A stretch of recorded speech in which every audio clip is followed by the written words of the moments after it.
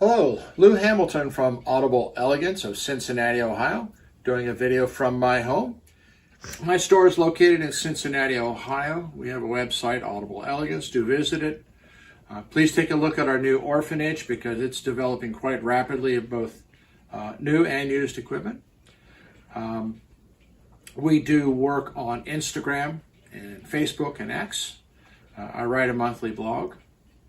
And tonight I thought I'd talk about the word audiophile. And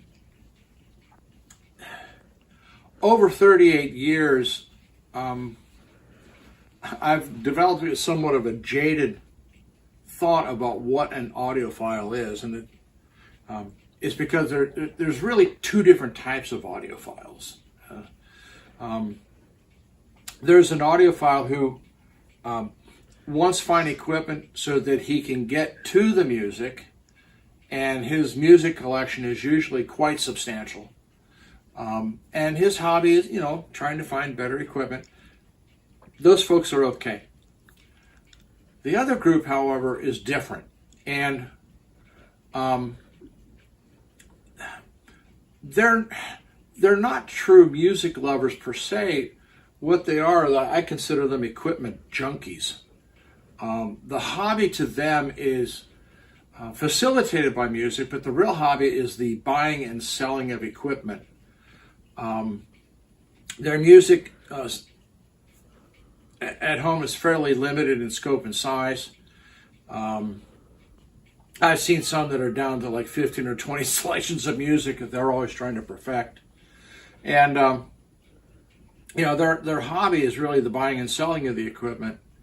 And if you're going to go out and rely upon somebody who's owned a lot of equipment one way or another as a guide to help you make your selection, well, look for the guy who has a lot of music and different types of music, and not someone who's every time you go over to his house there's like 6 or 7 new pieces that's what he wants to talk about is the equipment, as opposed to you really need to hear this with what I've done using this.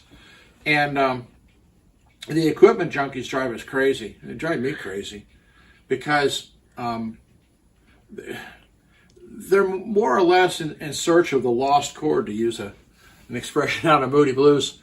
They're looking for things that either don't exist or they're trying to repeat an experience that they had many, many years ago. And they're trying to recreate, as I call it, the first time you smelled perfume on a girl, or aftershave on a guy. And you only have that experience once, and trying to recreate that first impression just doesn't work. And so when you're going out and you're trying to rely upon somebody to give you some guidance, keep in mind that you really have to evaluate their suggestions to you, both from the perspective of whether they like music or whether they're equipment junkies, but also from the standpoint is their opinions or views fundamentally correct for you.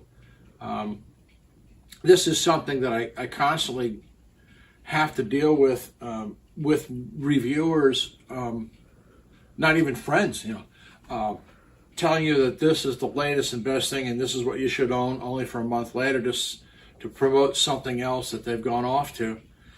And so you really need to spend some time reviewing the reviewers, and you do need to review the audiophile as well, to understand what they're all about. Merely because they've owned a lot of equipment doesn't make them good at what they're doing. I would take that almost as a mark, is that they really don't. So be careful with that.